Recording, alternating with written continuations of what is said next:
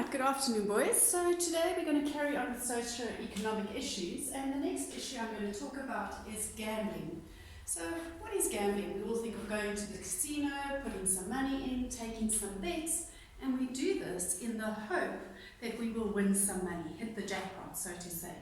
So why is it really a socio-economic issue? Well, if you think about it, it's disposable income. It's income that consumers would normally spend in your business that now they are wasting or betting on the possibility of making more money. So what we have to think about is the money that would have been spent on basic needs is now being spent on gambling, on taking a bet. Gambling can lead to insolvency and it can increase poverty. There are many sad cases of people who have lost all their money due to gambling. So the impact on business is as follows. I'm just going to read from the slide. There are legal and illegal gambling activities, so one also needs to be aware of those. Gambling provides both challenges as well as opportunities. So if someone does win a lot of money when they have gambled, they now have more money to go and spend at businesses.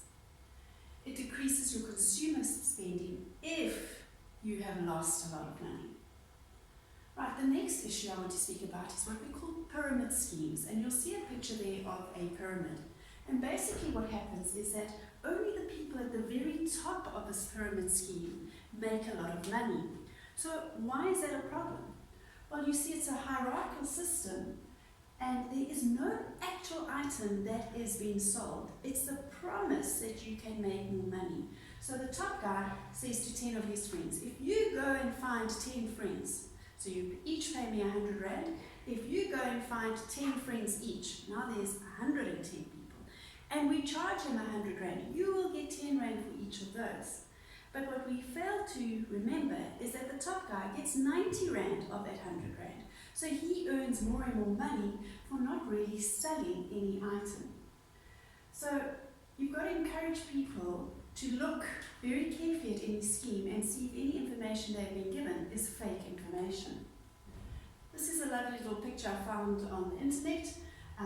You can never buy back, so you might be encouraged in the pyramid scheme to buy your initial stock. So you buy your stock and now you have to try and sell that to people. If it doesn't sell, you can't sell it back to the pyramid scheme. They won't take it from you, so they've made their money from you and they move on. There's no interest on consumer demand. It's all about trying to get more and more people to join this pyramid scheme, and that should be the first warning sign. If you go onto YouTube, you'll find lots of examples of how a pyramid scheme is explained. Money laundering. I love this picture here because money laundering is really about cleaning dirty money. So it's money that you have gained doing illegal activities that you're now trying to put through a process to make it look like you got it from good sources.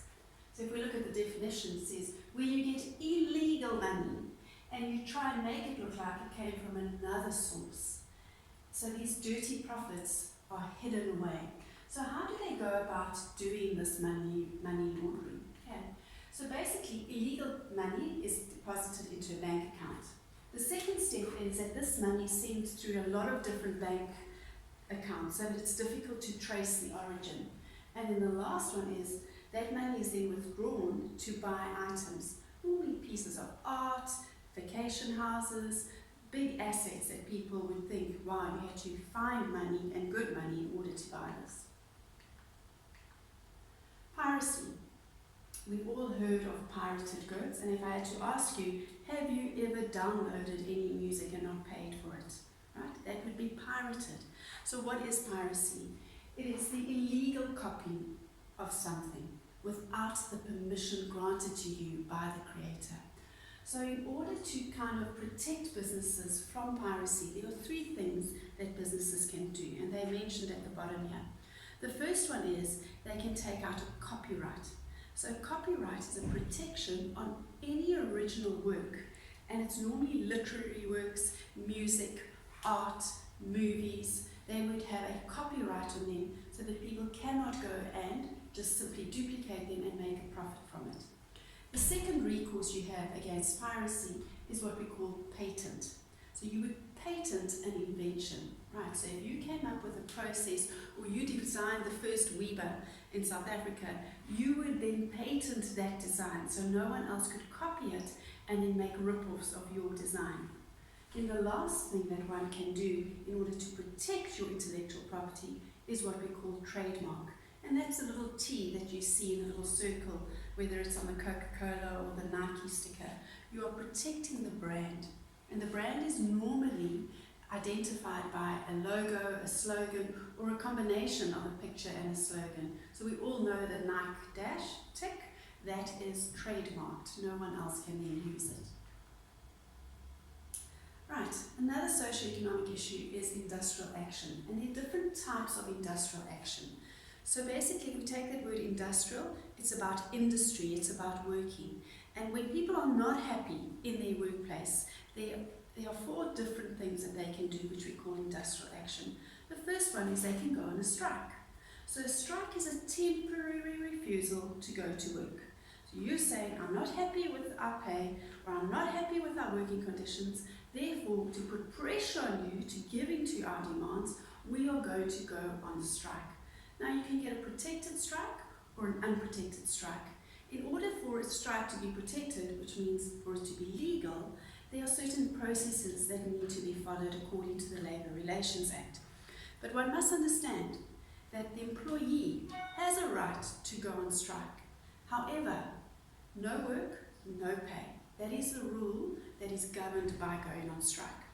Another type of industrial action is what we would call a go slow.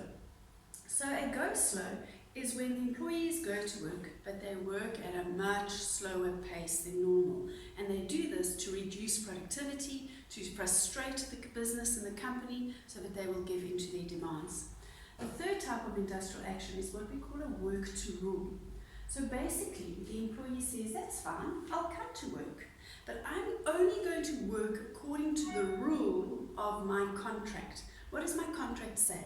So if my contract says that I get a lunch hour between 1 and 2, at 1 o'clock, doesn't matter what I'm doing, I'm going to stop immediately. I'm not going to go a minute over, and I'm going to take my lunch break, and I'm not going to work. Again, you can see how this can be quite frustrating, especially if you're the customer on the other side and all of a sudden you're not getting any more service. The fourth industrial action is from the employer's side. The employer is frustrated. The employer kind of feels that the employees aren't happy with the negotiation, and he now wants to put pressure on them to look at what he has put on the table, he or she. So a lockout is when the employer closes the door to the employees and they may not gain entry into the workplace. So you can see how disruptive this industrial action can be on businesses. And a big strike that took place in South Africa was the Marikana strikes, where for months on end we saw the economic downturn of our country because of that single strike.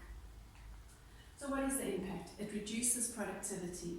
It can result in violence because people are frustrated, and when they're in a group and they're striking together, they may sometimes resort to violent behavior. It also reduces sales and profits as there is no one at work to keep the productivity going, and it can possibly lead to retrenchments further down the line as the business is now trying to recuperate all the losses that it has made in the past. Right, violence and riots. So a riot is a form of civil disorder that's often characterized by violence. Okay, so what is violence? Violence is any act that is possibly going to harm someone else, and it threatens people in a community, their possessions and their safety. So violence, just remember there that it's a physical force with intent to harm someone. Lastly, economic crime. Economic crime is committed by individuals for personal gain. Right, so I just want to repeat that.